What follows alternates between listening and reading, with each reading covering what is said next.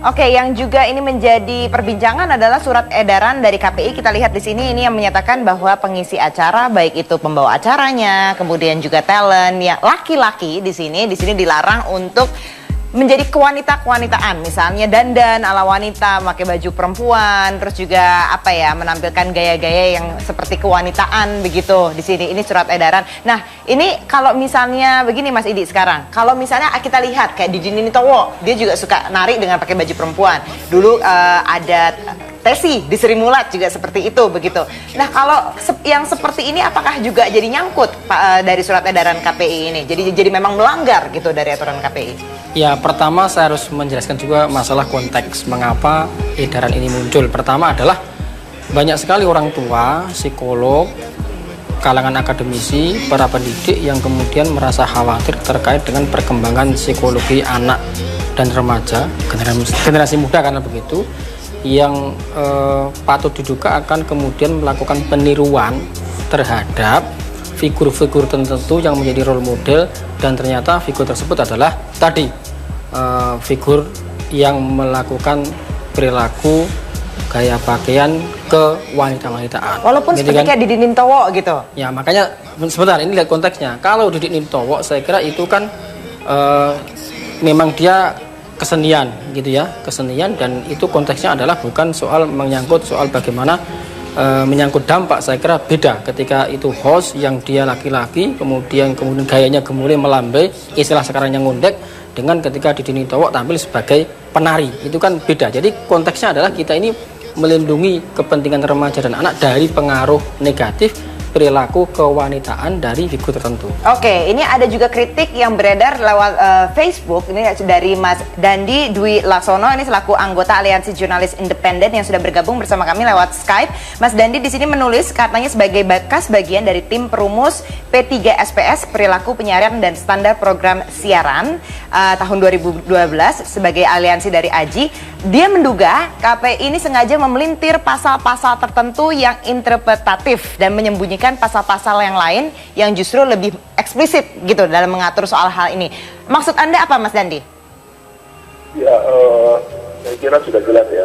KPI tampaknya dengan sengaja ingin melepaskan diri dari tanggung jawab yang besar, yaitu untuk melindungi kaum minoritas. Dan dari semua pasal yang disebut dalam surat edaran, justru tidak menyebut substansi pasal yang sebenarnya mengatur tentang masalah ini. Jadi apa yang tadi disampaikan oleh anggota KPI sama sekali adalah hasil dari masalah yang ditimbulkan oleh KPI sendiri. Saya ambil contoh ada dua pasal. Yang pertama adalah pasal 15 dalam Pedoman Perilaku Penyiaran. Di pasal ini jelas bahwa kaum minoritas itu adalah bagian yang harus dilindungi. Kalau saya kutip kata-katanya, lembaga penyiaran wajib memperhatikan dan melindungi hak dan kepentingan orang dan atau kelompok dengan orientasi seks dan identitas gender tertentu. Itu di pasal 15 dari P3, Pedoman Perilaku Penyiaran. Sekarang coba kita lihat pasal 17 dari SPS, Standar Program Siaran.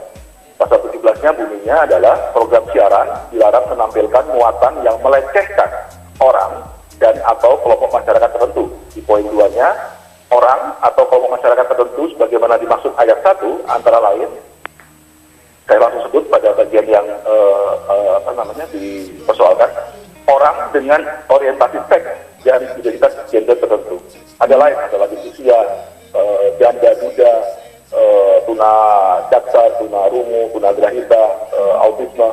Nah, poin saya adalah apa yang tadi dikhawatirkan keluarga, khawatir karena anaknya meniru, melambai dan segala macam. Justru karena waria misalnya dieksploitasi di televisi dan ini dibiarkan oleh KPI.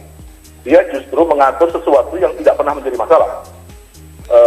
Arjuna dalam wayang orang selalu diperankan oleh perempuan, padahal Arjuna dalam konsep Jawa adalah lanangin jagat, cowok yang paling keren sejagat gitu ya. Saking paling kerennya dan paling gantengnya sampai nggak bisa ada cowok yang memerankan dia, sehingga perempuan yang digunakan sebagai pemeran. Nah, Mas Dandi tadi kalau dikatakan, Mas Dandi saya harus cut dulu. Mas Dandi tadi kalau dikatakan Pak Idi itu kalau misalnya dilihat konteksnya, kalau misalnya seperti di Dini Towo dan kemudian juga mungkin soal Arjuna ini, itu lebih kepada konteks budaya yang mungkin bisa lebih ditolerir gitu maksudnya kalau dari KPI. Menurut Anda bagaimana? KPI kedodoran sendiri karena di surat edarannya dia tidak menyebut itu. Di surat edaran di 7 poin itu adalah gaya berpakaian wanita, riasan make up kewanitaan. Kalau ini yang dijadikan acuan, dengan alasan apapun semua masuk delik. Jadi mereka kedodoran sendiri dengan sesuatu yang sudah jelas di B3SPS, yaitu pasal 15 dan 17 tadi. Jadi justru lindungilah kelompok-kelompok minoritas ini dari objek eksploitasi komersial di layar kaca, di televisi. Karena tontonan-tontonan yang melibatkan mereka itu miskin konteks semua, nggak ada konteksnya semua. Jadi host dan segala macam yang tidak memiliki tidak muncul peran sosialnya apa dalam cerita itu tiba-tiba melambai gitu kan.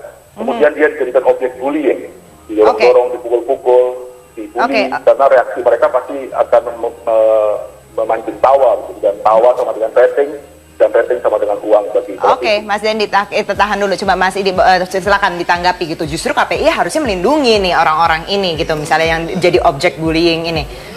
Betul. Pasal soal perlindungan terhadap kelompok minoritas termasuk yang punya orientasi berbeda itu dulu muncul karena memang ada dan kebanyakan ketika seorang waria atau banji muncul itu menjadi objek bullying, kan begitu faktanya. Dan ternyata kadang-kadang yang menjadi objek tersebut menikmati, kan gitu, kadang-kadang. Nah, justru kemudian kita mengambil kebijakan ini untuk justru ada kecenderungan ketika mereka tampil kemudian dibullying, maka kemudian justru itu juga nggak boleh, gitu kan. Nah, tapi kemudian terkait dengan perlindungan kepentingan publik terutama remaja dan anak itu ada pasal, mungkin Mas Dani juga harus mengaitkan. Jadi pasal tadi nggak berdiri sendiri. Ada pasal 9 misalnya terkait dengan program siaran harus menghormati norma kesopanan, kesantunan dan kesusilaan, gitu kan.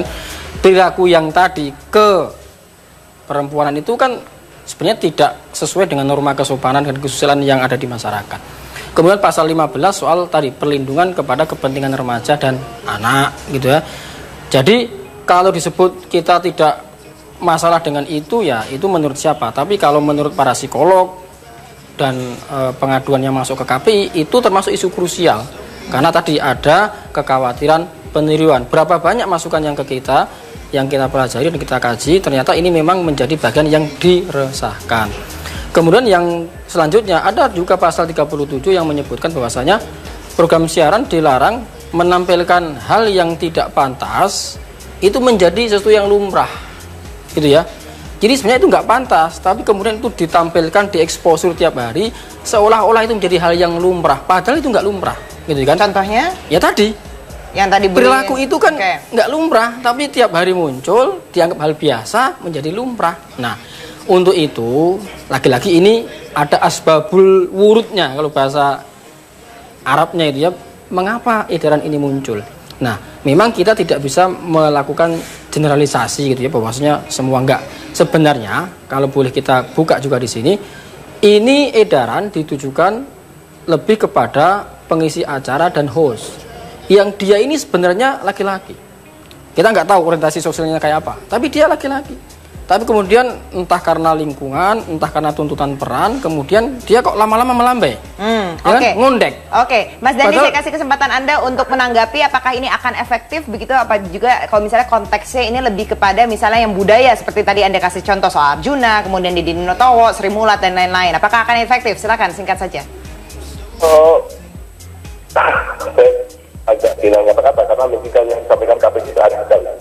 Kalau dari awal kawan-kawan di KPI ini menegakkan aturan tentang perlindungan minoritas, nggak boleh ngeledek orang disabel misalnya, nggak boleh ngeledek orang tunarungu, nggak boleh ngeledek minoritas LGBT dan segala macam, maka ini tidak akan dijadikan sumber eksploitasi dan industrialisasi di televisi. Karena ini dibiarkan di awal, maka kemudian ya TV kan saling ngintip rating.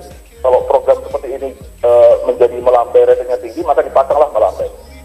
Padahal kalau kita ngomong fenomena orientasi seksual yang beragam dari sejak zaman Jenderal Sudirman melakukan gerilya, penuntunnya adalah waria namanya Si Putih, kesaksian dari Kapten Cokro Pranolo. Jadi dari tahun manapun kita punya fenomena itu di masyarakat. Ketika itu diletakkan dalam konteksnya, masyarakat bisa menerima keberagaman ini tadinya. Tapi karena menjadi eksploitasi industri dan KPI kebobolan dalam penegakan pasal-pasal ini, kemudian menjadi menjamur, sekarang KPI mengatakan ini yang salah malah LGBT-nya. Oke. Ini kan agak membingungkan bagi kita.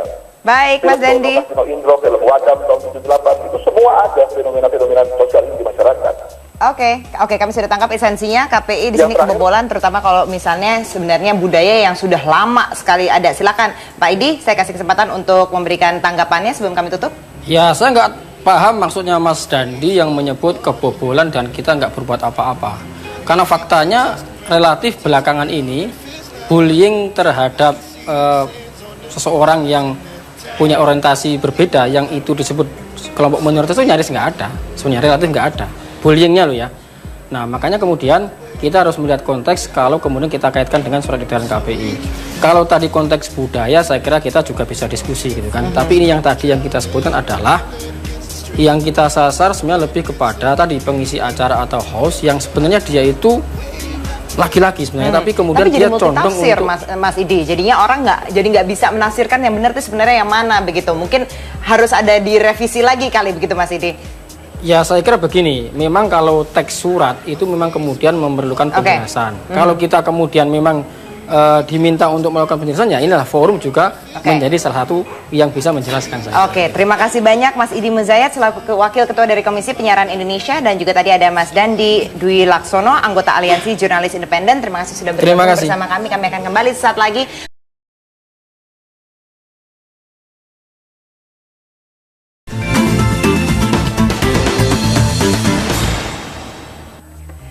Oke, yang juga ini menjadi perbincangan adalah surat edaran dari KPI. Kita lihat di sini ini yang menyatakan bahwa pengisi acara, baik itu pembawa acaranya, kemudian juga talent, yang laki-laki di sini dilarang untuk menjadi kewanitaan, misalnya dandan ala wanita, pakai baju perempuan, terus juga menampilkan gaya-gaya yang seperti kewanitaan begitu di sini. Ini surat edaran. Nah, ini kalau misalnya begini Mas Idi sekarang, kalau misalnya kita lihat kayak Didi Ninitowo, dia juga suka nari dengan pakai baju perempuan. Dulu ada Tesi di Sri Mulat juga seperti itu begitu.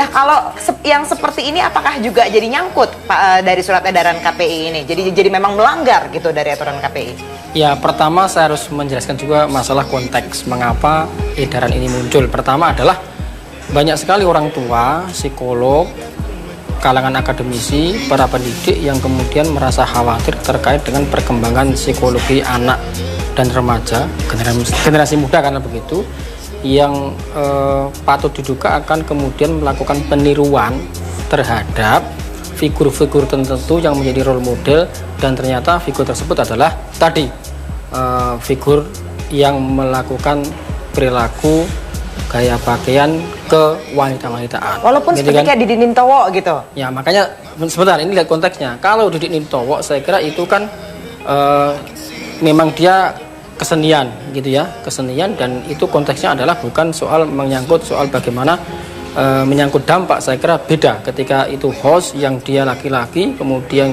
gayanya gemuruh melambai, istilah sekarang yang ngundek, dengan ketika Didi Nintowo tampil sebagai jadi host dan segala macam yang tidak memiliki tidak muncul peran sosialnya apa dalam cerita itu, tiba-tiba melambai gitu kan.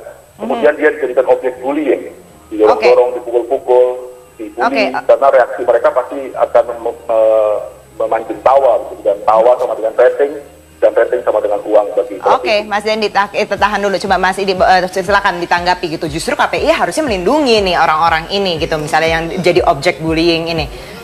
Betul.